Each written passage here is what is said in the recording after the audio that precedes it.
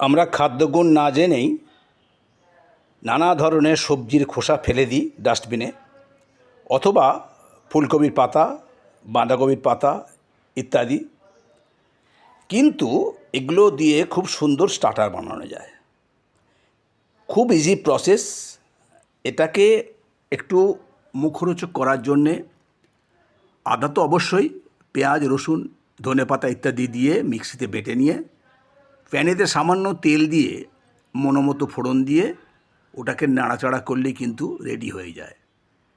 আমরা কাঁচকলার খোসা ফেলে দিই, আমরা লাউ খোসা ফেলে দিই, আমরা কুমড়ো খোসা ফেলে দিই, আলু খোসা ফেলে দিই। আবার অনেকে আছেন যারা এতে জানেন, তারা বানান সপ্তাহে, সারা সপ্তাহ আলু, কুমড়ো ইত্যাদি ইত্যাদি সব জমা করে রাখেন ফ্রিজে, দিয়ে কম্বাইন ওটাকে বানান ফ্রাই। যাই হোক, সবটাই হচ্ছে হেলদি, কোনোটাই আনহেলদি নয়।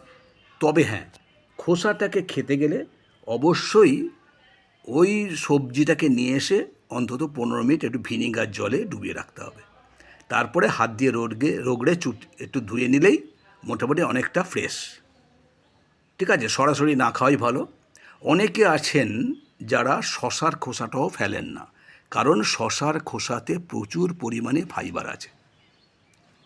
তাই যারা জানেন না তারা শুরু করে দিন।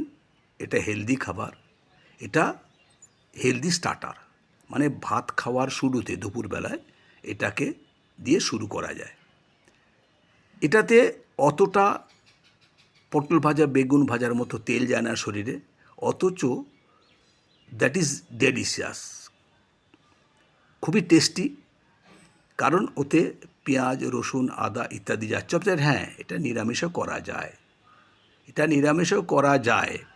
ঠিক আছে, তো ফোড়ন দিয়ে আদা ইত্যাদি দিয়ে করে নিলেই হবে। আজকে আমাদের হেলদি স্টার্টার নিয়ে এখানেই আলোচনা শেষ করলাম। পরবর্তী পর্যায়ে আবার আসবো। আমাদের চ্যানেলে সাবস্ক্রাইব করে আমাদের সঙ্গে থাকুন, প্রতিটা পদে থাকুন, প্রতিটা পর্বে থাকুন, শুনতে থাকুন এবং দেখতে থাকুন। এই গরমে আপনাদের সুস্থতা কামনা করে এখানেই শেষ করছি। সুস্থ থাকবেন, ভালো থাকবেন।